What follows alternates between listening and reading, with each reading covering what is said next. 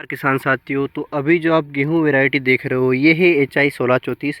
किसान साथियों, ये गेहूं लगभग अब 20 से 25 दिन में हार्वेस्टिंग के लिए कंप्लीट हो जाएंगे। मान लो 25 से ज़्यादा 30 दिन मान लो, लेकिन कहीं ना कहीं ये गेहूं की जो बुआई हुई थी वो अक्टूबर में हो गई थी। 20 से 22 अक्टूबर के बीच में इसकी बुआई हो गई थी किसान साथियों। और इस गेहूँ में 5 पानी लग चुके हैं। और दाने भराते के समय इनके पास पानी नहीं था, हल्का पुल्का पानी था, लेकिन थोड़ा बहुत हल्की सिंचाई इन्होंने कर दी और इनका काम हो गया। ये अपने पास का ही प्लॉट है 1634। इसमें बुआई करी हुई है, 2 बार इसमें यूरिया दिया गया है। एक ख़ास बात यहाँ पर, जो हर्बिसाइड का स्प्रे किया था वो हल्की मात्रा में किया था, तो उसके चलते इस खेत में हर्बिसाइड्स मतलब ये जो खरपतवार होते हैं वो बहुत ज़्यादा है। इसमें गुल्ली डंडे भी है, अंतरजेऊ भी है, बाकी दूसरी तरीके भी इसमें जो घास होती है वो इसमें है। लेकिन किसान साथियों, ये गेहूँ जल्दी बुआई हो गई तो इसका काम क्या हुआ, एक तो इसमें दाने जल्दी भर गए और ये अभी जल्दी पक भी जाएंगे। मतलब पूरे गांव में सबसे पहले अगर किसी प्लॉट की हार्वेस्टिंग होगी तो ये 1634 की हार्वेस्टिंग होगी। किसान साथियों, बालिया मैं आपको इसको दिखाता हूँ, कुछ इस तरीके से बालिया, और इसमें दाने भी लगभग भर चुके हैं। अगर ऐसे हम दबाएंगे तो दबती नहीं है, बिल्कुल दाने अपन को दिख जाएंगे। अब दाने अपन देखते हैं कुछ इस कंडीशन में ये गेहूं है और लगभग आप देख सकते हो इसमें दाना भर चुका है। अब कहीं ना कहीं 10 से 12 दिन में इसमें जितनी बालियाँ खाली है उतनी भी भर जाएगी। और जैसे इसके सारे दाने भरा जाएंगे, ये बालिया का जो कलर है वो भूरा होने लगेगा। धीरे धीरे भूरा होता होता ये गेहूँ पकने की कगार पे चल के ये गेहूँ पूर्णतः पक जाएगा। किसान साथियों, ये 1650 का सेम है, 1634 ज़्यादा कोई अंतर नहीं है, 19-20 का अंतर है। लेकिन कहीं ना कहीं किसान साथियों, गेहूँ काफ़ी बढ़िया है। इसकी बाली थोड़ी सी मोटी होती है 1650 के मुकाबले में।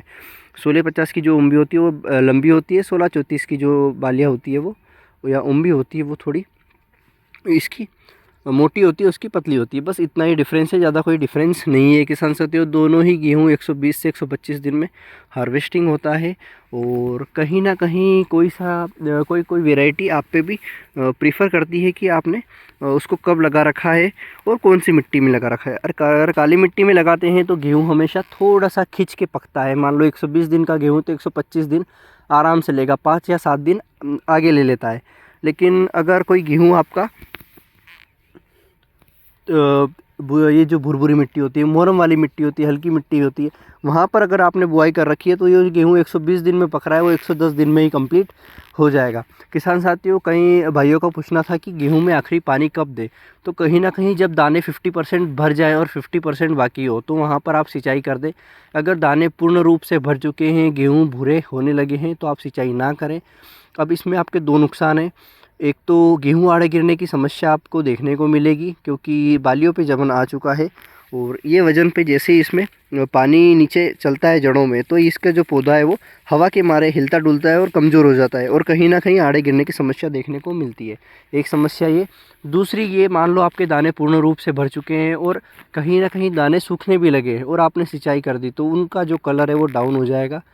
और सिर्फ तेजस गेहूं में कलर डाउन नहीं होता, बाकी सभी वेराइटियों में अगर दाने कंप्लीट होने के बाद अगर हम सिंचाई कर देते हैं तो वहाँ पर हल्का सा नुकसान हमारा कलर डाउन होने का देखने को मिलता है।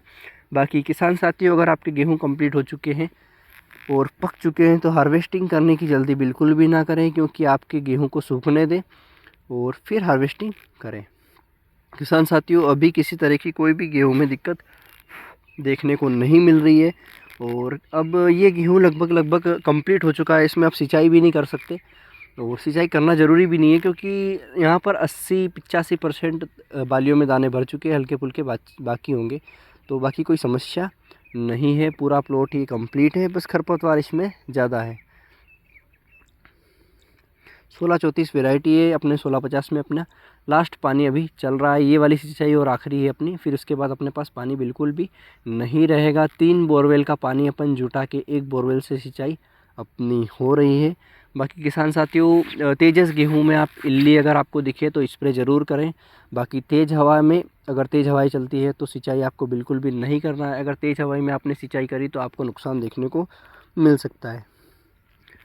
बाकी कैसा क्या लगा आपको 1634 का प्लाट, कमेंट में ज़रूर बताएं। बाकी किसान साथियों गेहूं काफ़ी बढ़िया है, कोई तोड़ नहीं इस गेहूं का भी, और लंबी बालियों के साथ अगर बढ़िया गेहूं है और कहीं ना कहीं अच्छा उत्पादन भी आपको इसका मिल ही जाएगा।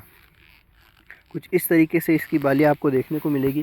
किसान साथियों कहीं ना कहीं इस बार गेहूं में थ्रिप्स भी लग चुका है, और थ्रिप्स अगर लगा है तो आपको स्प्रे करना पड़ेगा। अब किन किन गेहूं में थ्रिप्स लगा है? जो गेहूं किसान साथियों आड़ा गिर गया था उन गेहूं में थ्रिप्स की दिक्कत अभी आ रही है। लहसुन में भी दिक्कत आ रही है थ्रिप्स की, क्योंकि जैसे जैसे कोरा घना होता जा रहा है, बढ़ता जा रहा है, तो उस कंडीशन में थ्रिप्स भी बढ़ती जा रही है। बाकी गेहूं में अभी किसी भी तरह की कोई दिक्कत नहीं है। बाकी यहाँ पर इन्होंने जो 240 का स्प्रे किया था, वहाँ पर चारा मार जो आता है अपना, जो गुली डंडे का पाउच होता है, वो स्प्रे इन्होंने नहीं डाला था। और इस तरीके से किसान साथियों यहाँ पर जो हर्बिसाइड से जिसे हम खरपतवार कहते हैं वो मौजूद है इस प्लॉट में कहीं ना कहीं बहुत ज़्यादा मात्रा में।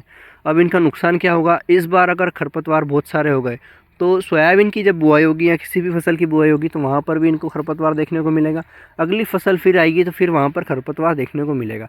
इसलिए खरपतवार की दवाई अगर व्यवस्थित हम नहीं स्प्रे करते, नहीं डालते, तो हमें बाद में नुकसान देखने को मिलता है। बाकी किसान साथियों वीडियो कैसी क्या लगी कमेंट में ज़रूर बताएँ, और ये 1634 और 1650 में कौन सा बेस्ट है ये भी बताएँ।